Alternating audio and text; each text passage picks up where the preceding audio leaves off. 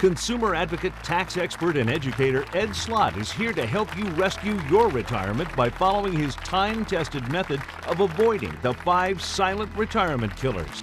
The Wall Street Journal called best-selling author Ed Slott the best source of IRA advice, and USA Today said it would be tough to find anyone who knows more about IRAs than CPA Slott. Thank you. Welcome. Here's Ed Slott. Thank you. Thank you. Thank you. Thank you. Hi, everyone. I'm Ed Slott, and this program is called Life Insurance for Life and Beyond. Well, first, why am I talking about life insurance? Because life insurance may be the most underused strategy to protect large retirement balances from being decimated at the highest levels of taxation. So who's most at risk? Those of you who have the largest IRAs or other tax-deferred savings accounts. If you have taken the time to watch this DVD, then I know you want to learn more. So before we begin, just so you know, I don't sell life insurance. So why should I care? I don't sell stocks, bonds, funds, insurance, or annuities. I'm a tax advisor, but it's all about the taxes. I also believe most people don't understand how life insurance works as an effective planning tool. I don't sell it, and I'm no expert in exactly how all the various life insurance contracts work. That's why there are life insurance professionals that you need to work with to fill in all the details. But I do know the end result. It's like a car. I know it gets you there, but I don't know how the engine works. But I do know how life insurance can fix lots of money and retirement problems, and even create wealth, and tax-free wealth. And you know, I love tax-free. I only care about the end result, the benefits to you. I want you to know how powerful the end result is. I want to give you enough here so that you'll understand what life insurance tax planning can do for you and your family, both during your lifetime and after your death. So why don't most people take advantage of life insurance? Because every time you hear life insurance, some people just tune out, or you put it off. And most times you hear about life insurance, you're hearing about it from someone who sells it. So maybe you feel like you're being sold rather than being advised. Maybe you think, they're just trying to sell me something. So you think, I'll avoid the meeting or avoid the discussion. And maybe you're right. Maybe you feel that you're just being sold, so you don't see a benefit to you. But I'm here to tell you, you could be wrong. I want you to understand what's in it for you from an unbiased, objective tax benefit point of view. Well, now you're meeting with me. So let me tell you why I believe life insurance is the missing piece in most people's retirement and estate plans. The tax exemption for life insurance is the single biggest benefit in the tax code. I don't even think life insurance professionals use it enough or appreciate it enough. Maybe that's why they don't sell enough of this product. I put this brief guide together for you in the hope that you'll view it and see how tax planning with life insurance provides powerful benefits. And then you'll continue this conversation with your life insurance agent who can fill in all the details. Except that now, when you meet with him or her, you'll have a better understanding of the benefits and what questions to ask. You'll definitely be more involved in the discussion, especially when it comes to your retirement. First, let's see what the problem is, and let's see what the solutions are. The good news is that taxes are generally money problems, and life insurance puts lots of free money, tax-free money in your pocket. So most tax problems can easily be avoided with great planning. Here are both the problems and the solutions, and I want to give you this program on 2 levels: the problems that can affect you during your lifetime, and the problems that can affect your beneficiaries, your family, after your death. So why would you care about a solution if you didn't think you had a problem? Well, if you have taxable savings, you have a problem, and so do your beneficiaries. In my public television program, I tell you about what I call the 5 silent retirement killers, and they must each be addressed, and one of them is risk. Most people think of this as investment risk, as in the stock market. But when it comes to your retirement savings, especially taxable IRAs and 401ks, an even bigger risk is tax risk. Many people think that simply having retirement savings is enough. It's not. It's what you keep that counts after taxes.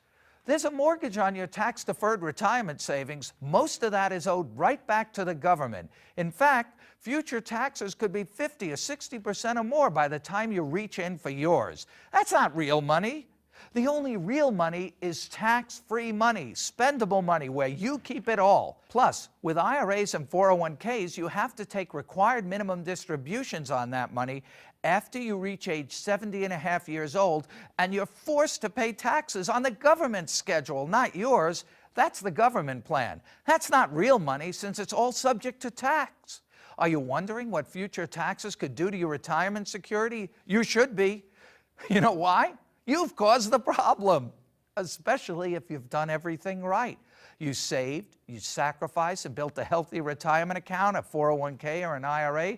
So what's the problem with IRAs? The problem is they're tax deferred, not tax free. That money will be taxed at some future point. With an IRA, a SEP IRA, a simple IRA, 401k, 403b, or any other type of tax deferred retirement plan, you received your tax deduction up front. Your retirement funds have grown tax-deferred all these years. So far, so good. You've done well. But there'll be a day of reckoning. You'll owe income tax when you begin to withdraw, just when you need the money the most. How much tax? We don't know. That's the problem. You won't know that until you need the money the most in retirement or after you die when your family inherits. This uncertainty keeps people up at night. So that is the tax risk. But there's another risk, market risk. Your retirement savings and other investments, if invested in the stock market, are also at risk of being lost to more Wall Street fraud or manipulation or a market crash at the wrong time for you. So let's review up to this point. Typical tax-deferred retirement savings like IRAs and 401ks are subject to two major risks, investment risk and tax risk. Now here's where the life insurance comes in. Life insurance can be used to remove both of these risks. Investment risk with life insurance, you get certainty, a guarantee. You cannot get a guarantee in the stock market. And tax risk, you eliminate that by never having to pay tax on this money. So you need to create a plan to move your money from accounts that are forever taxed to accounts that are never taxed. Life insurance is the best provision in the tax code to do that. Wouldn't you sleep better at night if you knew your retirement savings were no longer subject to these risks? But still, the benefits are misunderstood and not used enough in planning. So what are the benefits, and exactly how would you use life insurance in your planning? First, when I talk about life insurance, I'm referring to permanent insurance, permanent life insurance. Even with permanent insurance, there are several options, so you need to speak with an insurance professional for all of those details. And I mean permanent insurance as opposed to term insurance, which is more for younger families looking for the maximum death benefit. So here I'm talking about permanent insurance for those looking for retirement security and estate protection. As I've already told you, you have a tax problem, especially if you have significant funds in taxable and tax-deferred accounts. Your family will also have a problem after you die if no planning is done and they inherit mostly taxable funds. They're going to be dealing with these tax issues too. They also may be dealing with estate taxes, depending on the tax law when you die. And that changes all the time. So you need to plan for the worst-case scenario and hope for the best. Your family will most likely also have a liquidity problem if retirement funds and other assets have to be cashed in quickly in order to raise money after death for taxes and other post-death expenses. Money is often needed after death to resolve all kinds of issues besides taxes. I'm talking about family squabbles, etc., family members wanting money more quickly. The last thing you want is for your family to have a fire sale, especially if there's a family business or other valuable property in your estate. You don't want your family wasting or cashing out retirement accounts or other valuable property prematurely because cash was needed quickly. You need to do a liquidity test right now so you can see if your family will have a cash problem after death. To gauge the problem, what I do is I take clients through my own type of liquidity analysis because most people are not liquid enough to avoid having their families starting to have to sell off investments, cashing in retirement accounts, and triggering unnecessary taxes. So what does my liquidity analysis do? It shows you how much of your estate can be turned into cash quickly without triggering taxes or losing property value.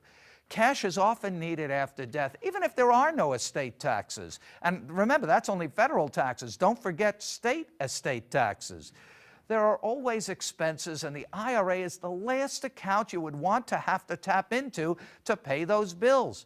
Remember, IRAs are subject to both income taxes and estate taxes, could be subject to estate taxes, which could eat up a lot of cash quickly. You can work with your advisor and your CPA or accountant on this too, this liquidity analysis, to go through it with them. But here's what we do. We have clients make a list of all the assets you own. So do that now. Make a list of all the assets you own, less liability, mortgages, loans, debts, etc. In other words, your net worth. Now you have this list of property. Code all the property as either liquid or non-liquid. By liquid, I mean assets that can be most easily and quickly turned into cash without triggering a tax. What I call money you have to pay a toll on to get it, toll money. You're left with basically cash. Well, here's what I mean. IRAs I wouldn't include as liquid assets. You might say, oh, I have all this money in my IRA, but you have to pay a toll to get it. It's not liquid. You have to trigger taxes to get it. So I wouldn't put IRA in with liquid assets or cash. So here's what we do. We do a percentage, a fraction. The numerator is liquid assets, basically cash, your bank accounts, and I don't mean actual cash, but bank accounts that you could get money easily out of without triggering a tax bill. And again, do not include IRAs or 401ks here. Sure, they can be cashed in, but there's a toll on that money, and that will trigger a tax. Include only assets that could be sold quickly without triggering a tax or other expenses or losing significant value like a fire sale. Sure, you could get money out of it quickly if you sell for a low price. So that's the numerator, basically liquid cash and accounts. Now the denominator is the value of your entire estate, everything, including the cash, including your assets, business interests, real estate, include all property in addition to the IRAs. Now look at that percentage, look at that fraction. For most people, cash over the total estate is about 5%, if that much. Do you know what that means? Turn it around. In other words, this means most estates are 95% illiquid. That's a problem. Unless you actually do have a ton of cash laying around available, but most people don't. Most people, when I do this liquidity analysis, at that moment realize that they have a huge liquidity problem. So now you know you have tax exposure, stock market risk, and a liquidity problem. So how can life insurance help? Two ways. During your lifetime, so there's something in it for you right now, and after your death. During your lifetime, you have the ability to reduce both stock market risk and tax risk by moving your money from accounts that are forever taxed to accounts that are never taxed. You can actually do that two ways, Roth IRAs and life insurance.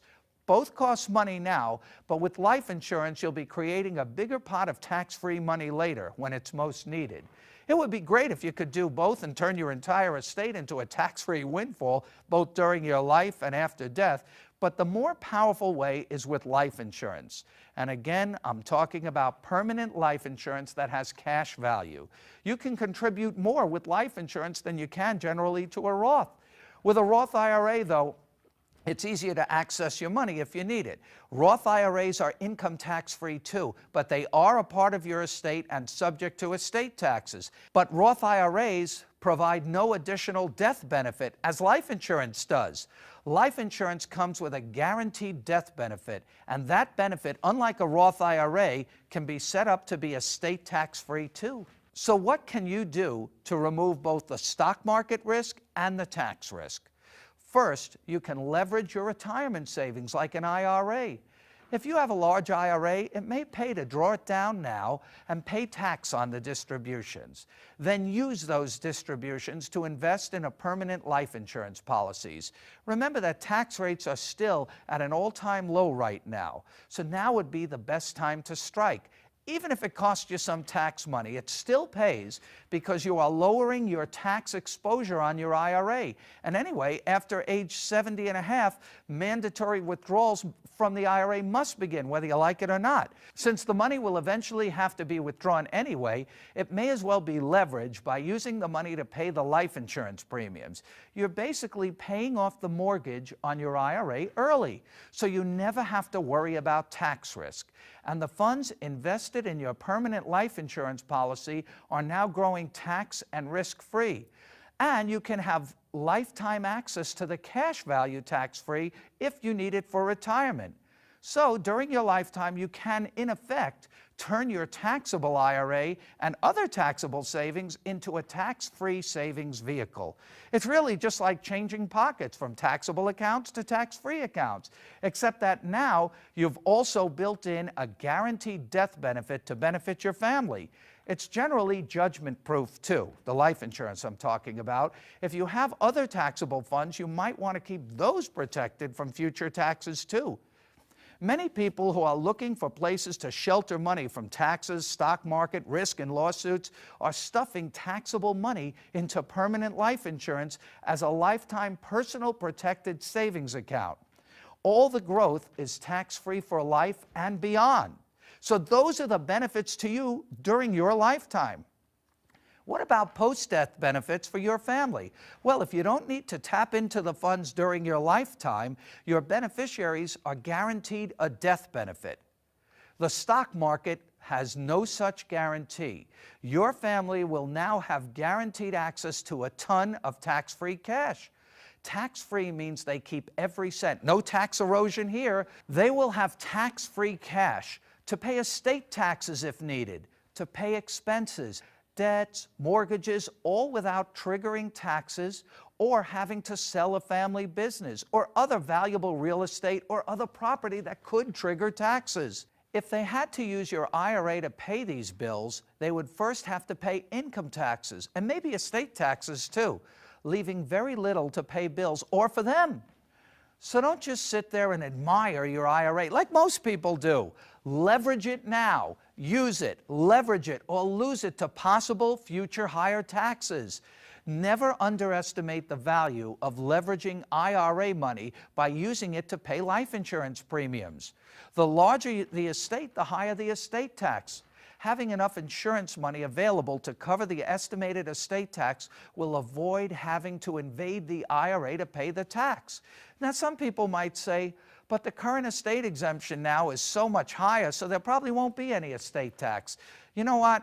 This has been changing on and off over the years. This is not an option you can plan with. The estate tax exemption has been changing up and down, and you cannot take that kind of risk. Anyway, what's the downside? If there's no estate tax, your beneficiaries will simply inherit more money, and it'll all be tax-free. That's the downside. But okay, let's continue with that scenario. Let's say there is no estate tax. There are still plenty of uses for life insurance, even if there is no estate tax. You could use life insurance to replace stock market losses. I had a doctor client a few years ago that had this account. He had about $3 million in a brokerage account. And he said to me, I want that to go to my family. I don't want to touch that. $3 million to go to my kids. But then the stock market crash hit, and he lost $1 million in the market. So now his value is only $2 million. What did he do? He went out immediately, got $1 million of life insurance. He replaced all that lost value immediately. Now he still has the $3 million to leave his kids. $2 million what's left in the portfolio, plus $1 million of life insurance. He replaced losses immediately. Life insurance can also be used to provide tax-free money for your beneficiaries so they don't have to withdraw amounts in excess of their required minimum distributions. Here's what I mean. You might want to set up a stretch IRA for them where they take only the minimum amounts each year. But what if they need more? What if they have to take more? You don't want them hitting the IRA and taking out more taxable income, and especially if it's a Roth IRA breaking into tax-free money. So the life insurance can provide them extra money in addition to the minimum withdrawals, so they can stick with the minimum withdrawal schedule, and any other money they need, they use the tax-free life insurance money. This will keep their income taxes lower, since the excess IRA distributions would have been taxable. The money they use from life insurance is tax-free. Also, this allows them to stick with the stretch IRA schedule instead of depleting the IRA balance before it's time. And it's even more powerful for a Roth IRA. This can also allow inherited Roth IRAs to last longer and continue to grow tax-free for your beneficiaries. Life insurance can also be used to simply create wealth. Your family can easily end up with millions more than you ever had, all tax-free. That's why when I talk to clients, I give them this scenario. First, like I said before, we find their net worth, the entire value of your estate. And then I ask, if I could create a plan so that after you die, your family will end up with your entire net worth, whatever that is, or much more, would that be a good plan? Of course that'd be a good plan. Where do I sign up for that? Who wouldn't want that? Does that mean there were no taxes or other expenses that depleted the estate? No, but we planned for that. And those items can be paid from the additional tax-free life insurance money, with plenty more left for your family. That's how any family's assets can be leveraged with life insurance to eliminate the effect of taxes and turn what was a taxable estate into a much larger tax-free estate. Here are some other uses for life insurance planning. If you have no retirement, you can actually create one with life insurance and have death benefit protection too, all guaranteed by moving other taxable money into your permanent life insurance policy. This provides a lifetime benefit for you. Life insurance can be a pension alternative too, providing beneficiaries with a tax-free stream of cash for the rest of their lives, similar to the stretch IRA, except that the life insurance is better than a stretch IRA because it's tax-free. And another benefit, money solves a lot of problems, not even always money problems. Families that don't get along. And it's not usually your children, it's the ones they marry. We had a case where one of the daughters just wouldn't even talk to the other 3 kids. So mom came to see me and she decided to take out $500,000 of life insurance, naming the 4 children as equal beneficiaries. When mom died, it didn't matter that one of the daughters wasn't talking to the others. Life insurance does not pass through a will. It is not subject to probate or income tax. So each of the children got their $125,000 checks with no fights and no contact. It's sad, but it avoided a ton of legal problems, will contests, and other expensive and nasty arguments. They just got the money straight out. So this is the basic strategy, turning taxable money into tax-free money using the tax exemption for life insurance, moving your money from accounts that are forever taxed to accounts that are never taxed. As tax rates increase, tax-free becomes much more valuable. Life insurance, like Roth IRAs, removes the uncertainty of what future tax hikes could do to your retirement savings. But is it all good? What's the downside? Nothing's all good. What's the downside? You might not qualify. Maybe you're too ill. Well, that's something you might want to look into annuities for that. That also gives you a guaranteed stream of income for life. Another downside, well, obviously you have to commit to funding the policy. If you don't put the money in, you won't have it. You also need to have funds available to invest. But that's where your IRA and other taxable funds come in. But if you don't have it, maybe it's not for you. Life insurance may not be for everyone. You don't want to go broke with it. If you don't have enough assets, you probably don't have a tax problem. And then it might not pay for you. Maybe you only need enough life insurance to protect your young family in case of an early death. That you should always have. The bottom line is that life insurance provides tax-free cash. Tax-free is always the best source of money, and it also solves lots of non-tax problems. Well, this is all good, but people make mistakes when it comes to life insurance planning and understanding life insurance. Here are the 5 most common life insurance mistakes. Mistake number 1, thinking that life insurance is a cost and not looking at it as an investment. If you put money in a bank account, that's an investment. This is the way you should look at life insurance. You want to put it in as an investment. And the bigger the number, the more you'll have. It's not a cost, it's your money, it's an investment. Item number 2, trying to pay the lowest amount for life insurance. It sounds good, right? Do you want to pay $1,000 or $10,000 for the policy? With permanent life insurance, you might want to pay more. Like I said in item 1, think of it like a bank account. You may want to maximize the amount you have available, so you may want to put more in. Mistake number 3, not understanding the benefits. Now, I went through some of the benefits before, but let's review them. For example, with life insurance, you have a tax-free payout after death. And generally, it's judgment-proof. Also with life insurance, you have lifetime access to cash value, tax-free, so it won't increase your income. It won't cause Social Security to be taxed, and you won't lose tax benefits because your income increased, like losing exemptions, deductions, and credits. Life insurance is exempt from estate tax if it's set up right.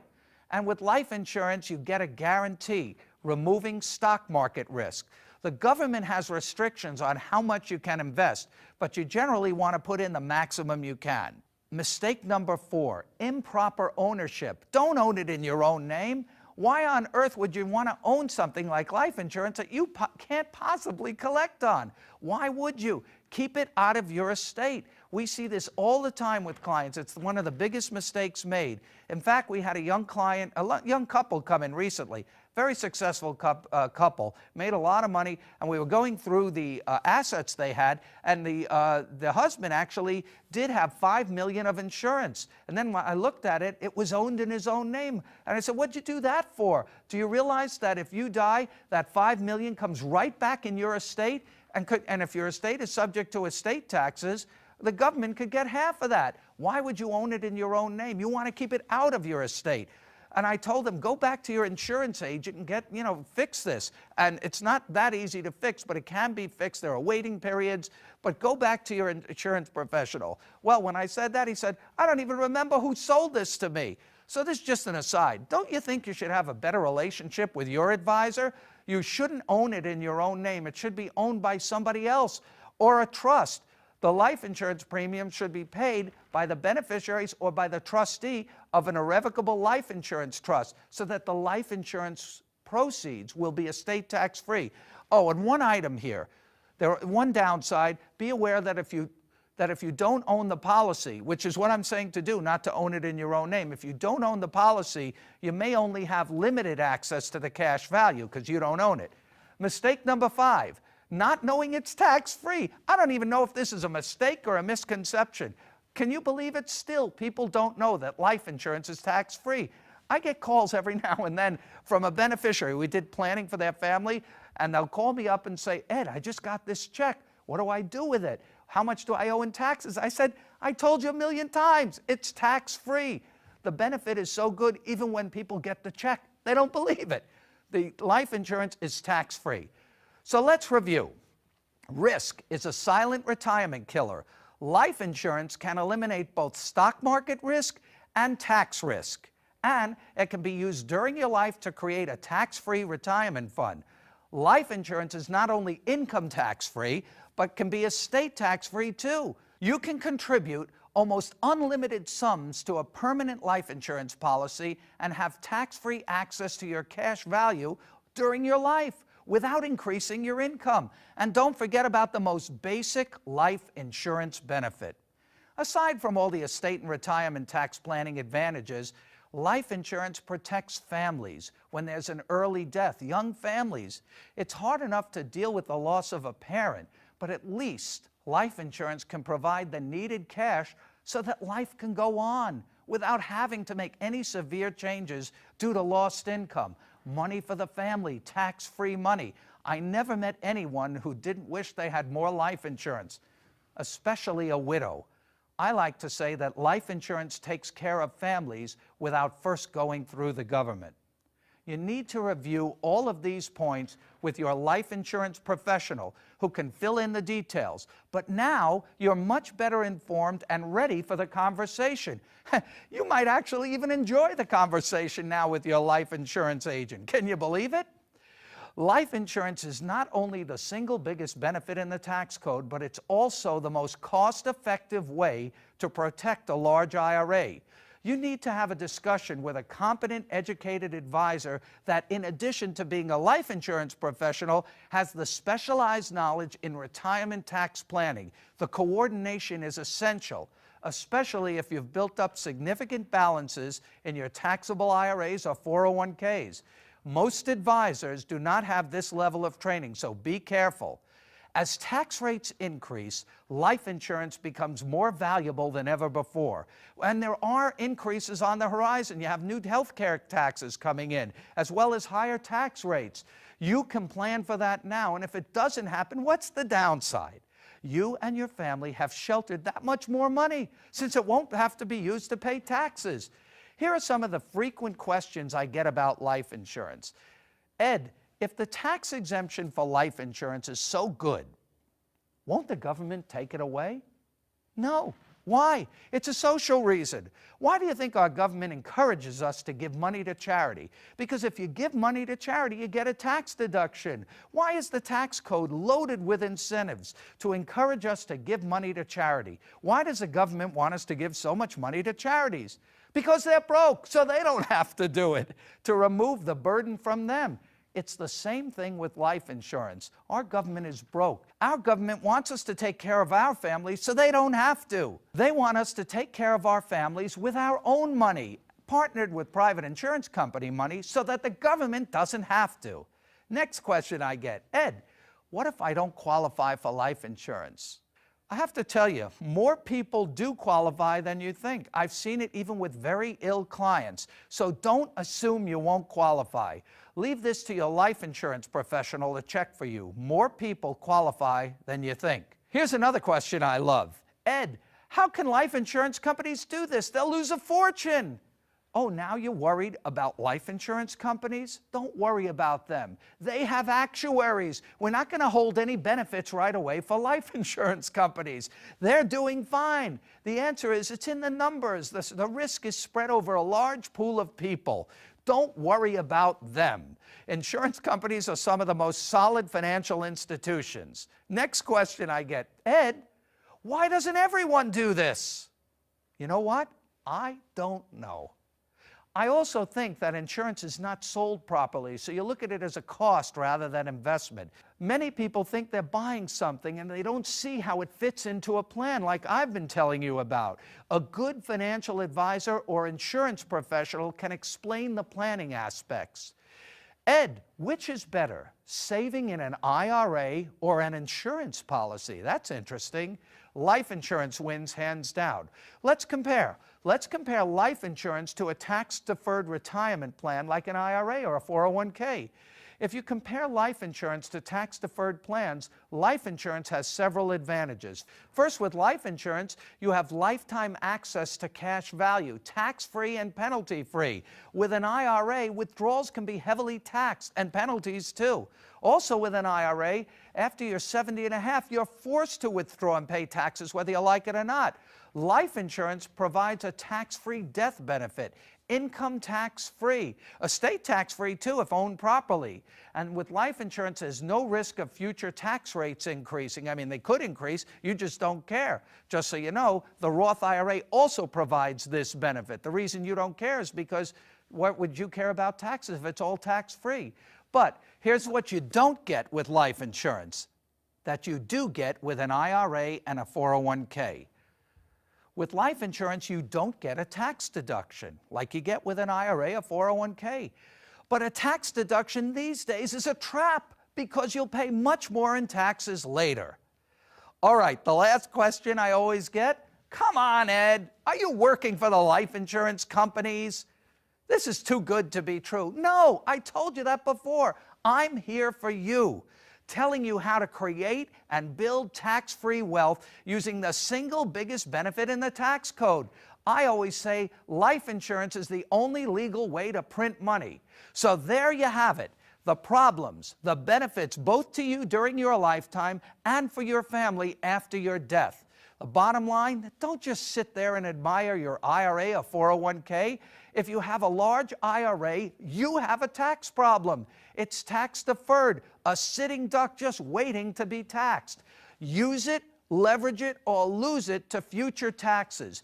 Do something now while the best options still exist. Move your money from accounts that are forever taxed to accounts that are never taxed. And good luck. Thank you very much. Thank you. Good luck. Thank you very much.